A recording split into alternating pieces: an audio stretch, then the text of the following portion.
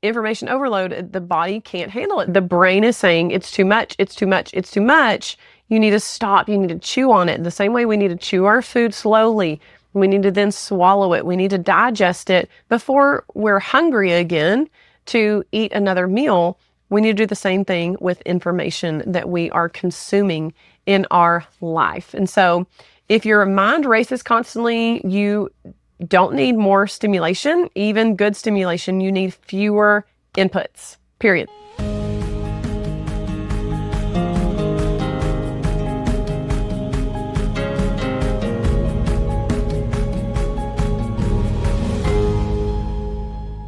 Hello, friends. Welcome back to another episode of Christian Wellness for Weary Women. I'm your host, Cassie Hutton. Thanks for joining me back here on this podcast episode where it's going to be a little bit different. I'm going to share actually a coaching call with you. Full permission from my client to share the video call. If you're watching on YouTube, if you're listening on another platform where you're just getting audio, you're going to hear her voice. And it's a really good clip. And I can't take credit for what she's healed from because we just started working together, but I loved what she had to say. And it shows that she has come very far in her journey. And she recognized that she had kind of reached the top of her capacity and she kind of fell really hard. And so I'm going to let you listen to that clip. And I want you to make sure you don't hear what you want to hear. Just listen to her. And then we're going to talk about it afterwards. Before we get into the clip, I want to always invite you guys to join me, to become a bestie, become on one of my email subscribers, or to join my Facebook group so that we can hang out together and stay connected more than just once a week. Because in my Facebook group, I try to be active in there and post in there and make sure that you guys are being nurtured in there and connecting with other like-minded women. And then if you're on my email list, you will be on the priority for things like I do a lot of bundles to try to grow my email list, to try to get in front of more people. And so you get like once a month, you get a lot of free offers in there because I'm participating in bundles where a lot of influencers come together and they put freebies together that are normally charged for. And you can just download all this free stuff. It's just really cool. And it's a lot of fun. Side note, sometimes they're not always Christian, okay? It doesn't mean that I agree with all the things. It just means that we're trying to reach an audience, okay? And we're called to the business world where we can witness to people, okay? So don't judge in that area. I know how it goes. Anyways, the links are in the show notes. Just scroll down all the way to the bottom, past all the show notes, and you will see links to join the Facebook group. You will see links to work with me one-on-one if you want to. And you will also see links for to sign up for my email list. You can sign up. If you sign up for my email list, you also can download my free offer, the Overwhelm Detox Planner, which I put together for you guys to try to help you target where the overwhelm is coming from in your life and why it's important. And it's just a document that's kind of laid out in a template where you can check the boxes off. You can kind of gauge where you're at for the day, target who, what caused the overwhelm, things like that. And then little things like, are you staying hydrated? Are you actually getting your nutrition in? Are you eating good? The very small things. Are you getting sunlight? Are you staying grounded? Are you spending time in nature? These are all foundational to our health, and that's what the Overwhelm Detox Planner hits on. But it's also a part of this week's episode. You will hear my client talk about the overwhelm and what specifically sent her into overwhelm. We're going to talk about monotasking, and we're going to talk about overgiving, doing too much and overextending yourself to people. So listen to this clip and I'll meet you back here. They're out in the backyard and play. They'll play in the mud. They'll swing. They'll do Nerf gun. Like, they go figure it out. They have to imaginary play, go figure it out. And then it's like my chores. I'll like sweep or do whatever I need to do something with the animals, do a chore while I'm listening to a lecture. And then I'll stop. And then they come in and do another subject and then they go out. So we just do that all day long. And then they have, Are you good at this? Just brought up the question because you said I'm sweeping and like listening to a lecture, for example. And I totally yeah, get that, especially going yeah, through this. But given where you're at with your health and your mental struggles right now, are you able to monotask? Like, in other words, do like instead of sweeping and listening to the lecture, I'm just using that as one example because that's what stood out. yeah, yeah. Do you feel like you have the time to just sweep and just do a lecture? Yeah, that's been this year. So like I was hardcore disassociating using my phone Mm-hmm. for the last 3 years straight. Like I was in functional freeze and Yeah. disassociating. I was not present at all. There was constant back noise. I had a podcast on YouTube, music, because I couldn't just be present. Yeah. Um, I was honestly trying to not get in my car and run away or commit suicide. That's just where I was for 3 years straight. This year was like the Lord literally led us out of Egypt. I mean, like that's what I mean. Like when we found out about my mother-in-law, it was like that burden of we are responsible of taking care of you because you're a Christian and you're a widow. That's gone. Yeah. Gone. That is what the season of Texas has been. Like I'm not responsible for helping my addict family just because I got healthy. Right. Yeah. I'm not responsible, meaning like the good Christian would do this. That's what the last 4 years has been. Is the guilt of, well, don't you want to help people? I do, but with boundaries. Yeah. All that's done. Like we've never had a season. Okay, and I've known my husband since I was 15 years old because we're the empathetic ones in our family. We've never focused on just us. We Yeah. never we didn't live together before we were married. We didn't sleep together before we were married. We did not have alone time before we had children. We have always helped people. Like before we had Elliot, we had a roommate who didn't want to move back to Orange County. That's where I learned about vegan food. She was a vegan, so I would help her cook, and it was so fun and so cool because I was like, this is so creative with food. Our friend Kelsey, but we've never just been just us. And this is the first time in 13 years of marriage where it is just us and just our babies and just our family. And that is it. So just this year alone has been like, no, I have to be present. I have to stop. And yes, just sweep and be a hobbit for a minute. Like literally just do this with the Holy Spirit. Like I'm going to just sweep this. I know I'm overwhelmed, but just pick a room and pray. And just be still.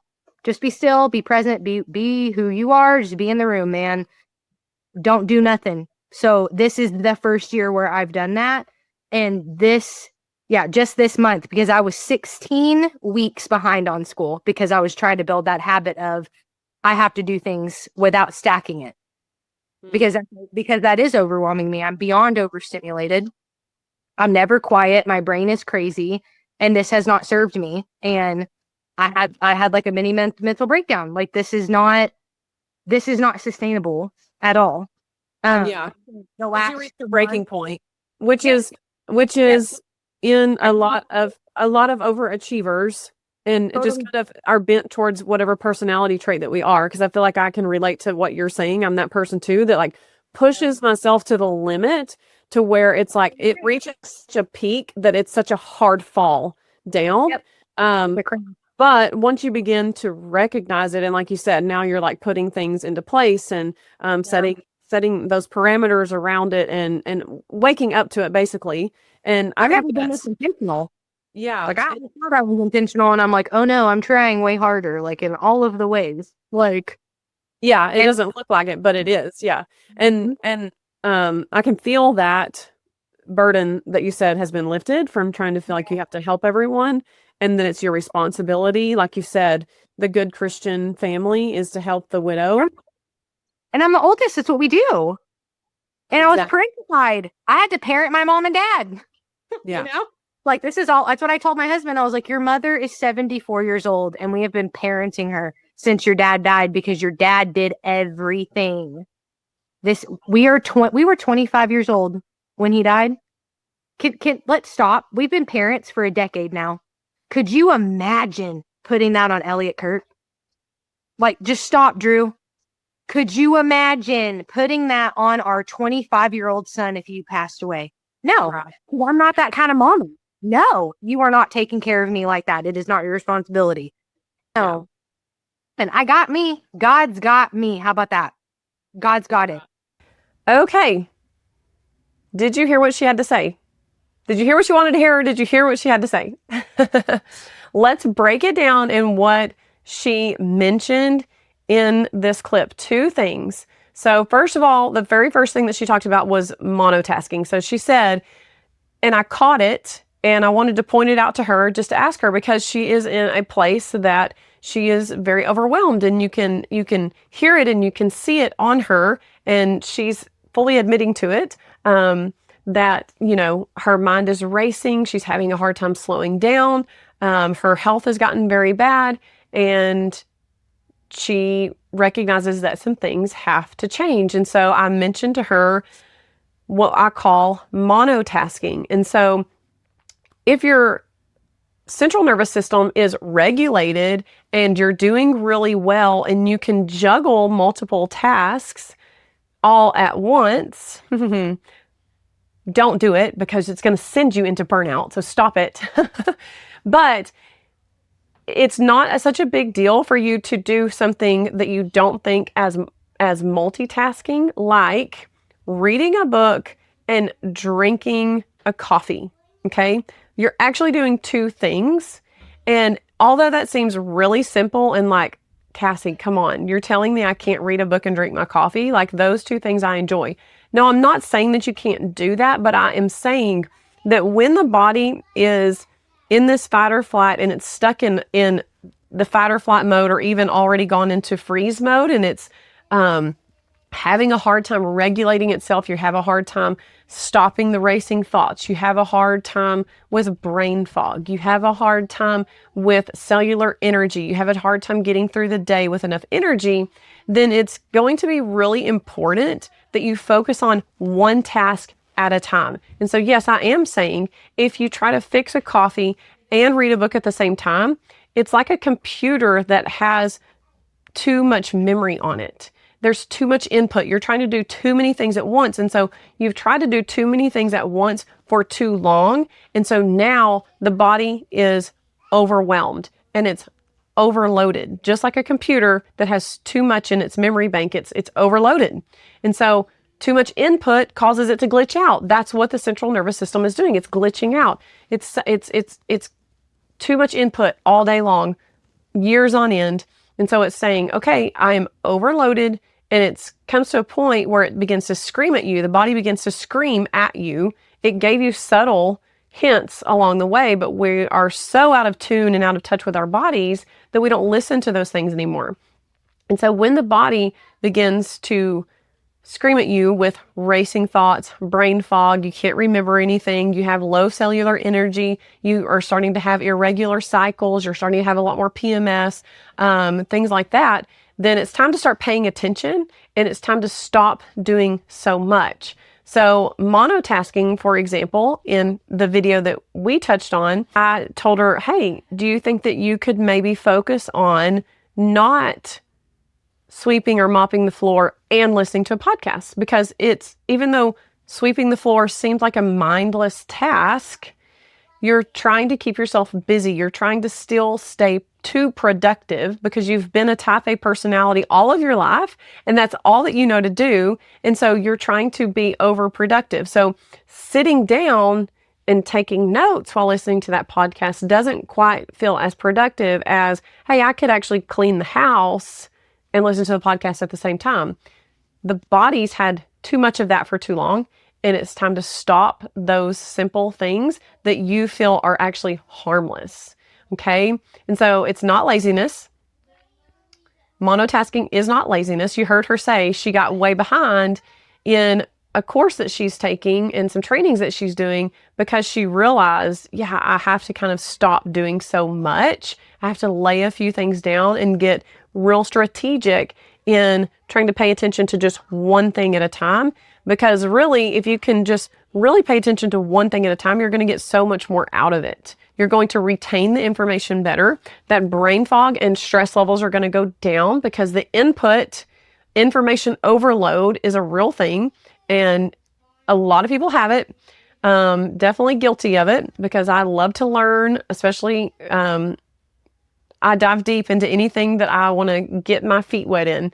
I'm all in. Because of that, I am quick to fall into information overload. If I am interested in something, I will just read all about it, consume all about it, spit it out on my husband, and then get mad at him for like, why aren't you listening? Why don't you care about this? So anyways, that's another, red flag to just pay attention to. If that's you, information overload, the body can't handle it. The brain is saying it's too much, it's too much, it's too much. You need to stop. You need to chew on it. The same way we need to chew our food slowly.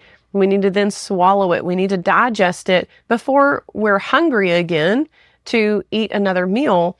We need to do the same thing with information that we are consuming in our life. And so if your mind races constantly, you don't need more stimulation, even good stimulation. You need fewer inputs, period.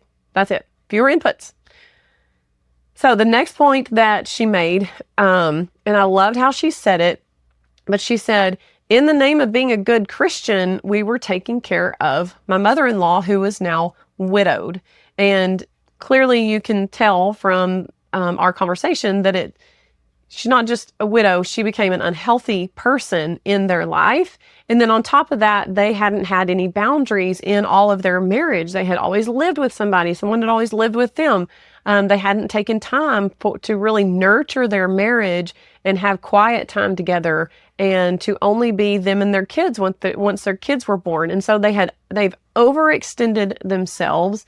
They have not set boundaries and made sure that they nurtured themselves and their marriage. And so now full-on burnout has hit, and the body is screaming at her saying, enough is enough, and it's time to put these things down and get into a stillness, get into a quietness, get into a place where now you've got to really sort through all of these things. And it's a real revelation whenever you come to that point of saying, okay, I can't do this anymore. The way I've lived all of this time, and I've overextended myself to people that I've not actually been called to extend myself to. No, I'm not saying that you're not called to extend yourself to your widowed mother-in-law, your widowed mother.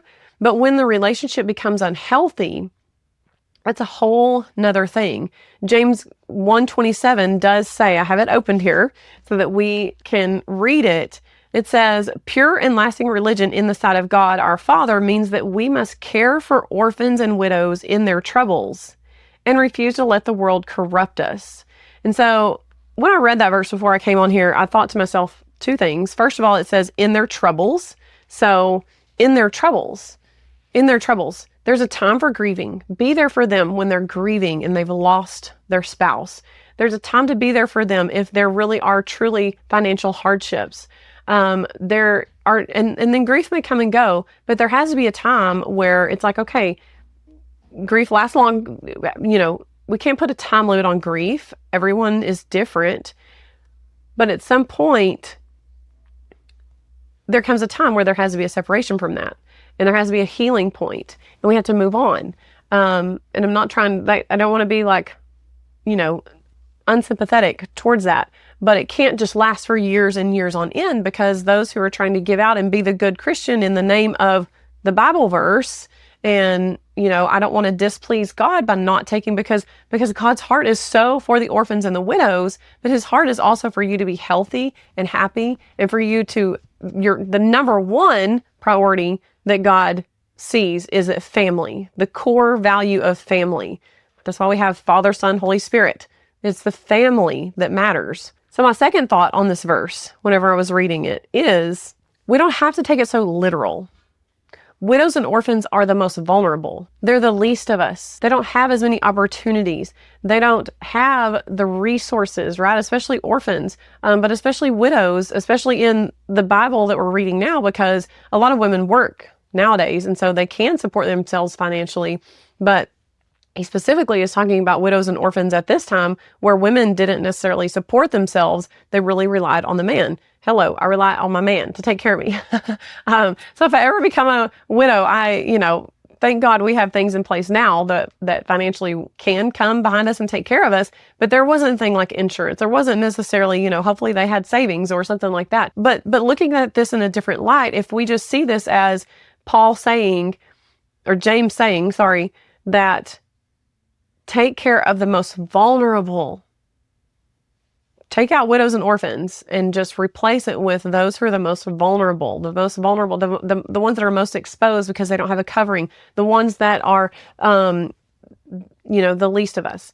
And so that's another way to look at that verse instead of taking it so literal. I think it's really easy for us, especially as Christians and reading our Bible, to just take things so literal, especially because I'm going to say this, we've taken the feminine out of church. Church is really led by men, and a lot of people believe that women can't teach at all, and women especially can't teach men. Well, let me ask you a question. Like, at what point then do I not teach my young children, my boys? At what point am I disqualified from teaching my boys? I'm never not going to teach my boys. I'm always going to pour wisdom into them. I'm always wanting to give to them. There is a point in which I believe young men grow up and they don't necessarily want to listen to a woman. There has to be a respect thing there, and they do learn a lot better from a man.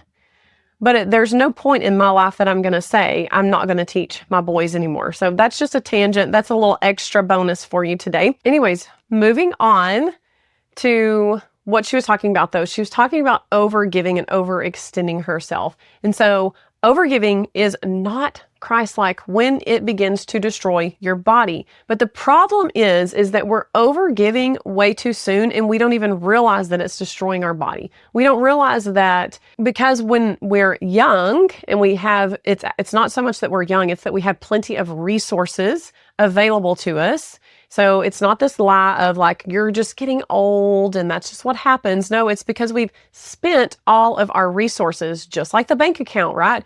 We've spent too much energy for this day, and then we spent way too much energy this day and this day and this day and this day, and then it all begins to add up. And by the time we're 35, we've spent all of our energy by information overload, by multitasking, by not asking for help, not setting boundaries. And so our body is constantly overextended, and we're giving out way too much. We're not going to bed on time. We're pushing ourselves. We're taking our kids, or if you're a kid and you played softball, you played baseball, you played volleyball, you rodeoed, you are up late hours and you're pushing your body whenever your cortisol levels are supposed to be falling off and you're supposed to be winding down for the day. We're at practice at 6, 7, 8, 9 o'clock at night. Instead of winding our bodies down and going to bed, we're pushing our bodies harder and forcing our cortisol levels to rise. So all of this begins to add up over time, and we've spent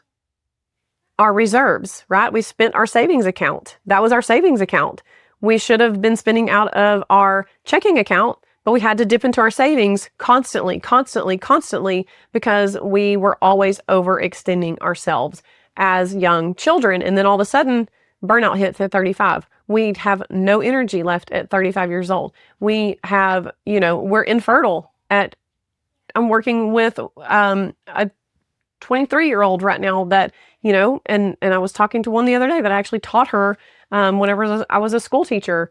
She's dealing with infertility. And these are things that it's not just about our food. It's not just a generic inheritance. It's that our mothers became depleted too soon. Then we ate a very unnutritious diet. And then we were forcing and overextending ourselves and trying to be all that we could be at such a young age and pushing ourselves beyond our limits. And now the body's saying, like, I can't hardly sustain your life. There's no way I can sustain another life being carried in the womb. And so overgiving and overexerting and pushing beyond your boundaries is going to lead to that eventually. Even if you don't feel it right now, start paying attention to it so that you don't hit burnout at 35. Start teaching your daughters this. Start teaching your granddaughters this. Start teaching them a slow rhythm. Start teaching them how to wind down at night. Teaching them how to get off their tablets and the importance of it. I have this talk with my 6-year-old just yesterday in the car. I said, it's not good to do screens because my 3-year-old had turned on the screen in the car and it was late at night. The sun had gone down. I said, no, we need to turn that off. That blue screen actually wakes your brain up, and then it's hard for you to go to sleep, and it messes up your sleep cycle. And so we had a conversation about it, and it was really sweet from a 6-year-old, and she's learning, and she recognizes what's healthy for her and what's not, although she doesn't have a lot of good self-control yet. Okay. So overgiving looks like always hosting, always helping. You're always available. Can't say no, right? No space for your marriage, no space for recovery. This is a big deal. It's not just about you're always doing something. It's about not giving yourself enough time between tasks to take a deep breath and relax. Some very simple things that I tell my clients to do. I'm like, okay, for example, let's say you get off of work at 6. Let's say you get off of work at 5. And it's springtime, baseball started back up. You know you've got to get your 12-year-old son to baseball practice by 5:30. It takes 20 minutes to get across town. You've got to go pick him up. I tell them, I'm like, I don't care if you're in a hurry once you get off of work. I want you to get to your car, and before you crank that car and drive to the next place, I want you to sit for 1 minute and take a deep breath. Just breathe. This is allowing yourself that space for your body to catch its breath and not feel like it doesn't have time to catch up. This is super important, and it's very healing for the body. I do this all the time when I get in my car because I feel rushed a lot of times, especially with 5 kids. They're all needing something all at one time. Like, okay, or I'll put them in the car and then I'll go back inside, take care of all the things I want to take care of in a quiet space, take some deep breaths, and catch myself up before we move on to the next task. Just super, super simple things that you can do to calm your central nervous system down. And so let me tie these two things together, what she talked about, because in one way she's talking about multitasking. This is not having any internal boundaries. On the other hand, she's talking about overgiving, and she has no external boundaries, okay? So there's internal boundaries that we need to set for ourselves, and there's external boundaries that we need to set for ourselves. And again, some of those internal boundaries simply look like that. No, I'm going to make sure that when I switch from one task to the next, think about this. I have to do this intentionally. I'm cooking dinner. All the kids are hungry. It's a little bit later in the afternoons. You've got toddlers at home. They're trying to, that 1-inch space in between you and the oven, or that 1-inch space between you and the sink. They're forcing themselves in there for some reason every single time that you go to the sink or the oven, okay? And you're like, I have to have 2 hands. I cannot hold you right now. I've got to get dinner done. And so dinner a lot of times looks like that. And so I intentionally make sure after I make my plate, and everyone has their plate, take a deep breath. This is super important, not just for your central nervous system, but for you to switch into rest and digest so that your body is not extending energy to the limbs, feeling like you're running from a bear any longer. And it's now redirecting your energy and your blood flow to where it needs to go, which is to digest your food. Super important, super simple thing that you can do to change your health, to start teaching your body that it's okay. Now it's in rest and digest. And so I've got a few questions for you here before we go, and I've written them down so that I have them here for you. Number 1, I want you to ask yourself, journal about this. Where am I stacking inputs instead of allowing quiet time, or instead of allowing the quiet? Okay. You've got too many inputs coming in. Your computer's glitching out. It's like too much going on. Okay. Too much going on. Stop all the inputs. Where are you stacking that one on top of the other? Where can you start with? Stop stacking the inputs. Stop multitasking and start monotasking, doing one thing at a time. You're going to feel like it's setting you back, especially if you're in burnout. Burnout, a huge thing is that you're in a race against time all the time. You don't have enough time. You don't have the energy for it. You feel like you're very overwhelmed even at the smallest of tasks. But if you continue to multitask, it's going to continue setting you back further in your health journey and your cellular energy journey. You've got to start monotasking. I promise you, you take 2 steps forward, it's going to accelerate you 10 steps forward whenever you begin to work on your central nervous system and lowering those cortisol levels and teaching your body to regulate again. Question number 2. I want you to ask yourself, where am I saying yes out of obligation instead of capacity? This is really important because I believe as Christians, we do this a lot. As moms, we do this a lot. We say yes to our kids when we really don't want to say yes to our kids. We feel like they're missing out on something. We feel like, it's not a big deal. It's a big deal because it's ruining your health. And if your health is being ruined, you can't show up for your kids. You're going to be snappy with your kids. You're going to yell at your kids. You're not going to be a good parent. You're not going to be a patient parent. Okay? Stop saying yes out of obligation. Start asking yourself, do I have the capacity for this? Is that something I'm going to enjoy? Or is it going to put an extra burden on me and the family? Okay? Don't just do it because you're trying to please people or your children. Last question number 3. What would feel too simple or too selfish, but my body is begging for? Okay, so going back to the example of reading a book and drinking your coffee at the same time. I like to say meat stock or dandelion tea because we don't drink coffee here. It just depletes the adrenals too much. We're in burnout. We can't handle coffee, okay? Reading a book and drinking your meat stock together, it feels simple. It feels silly. But when you are in central nervous system overload, that is very important to do one thing at a time. One thing at a time.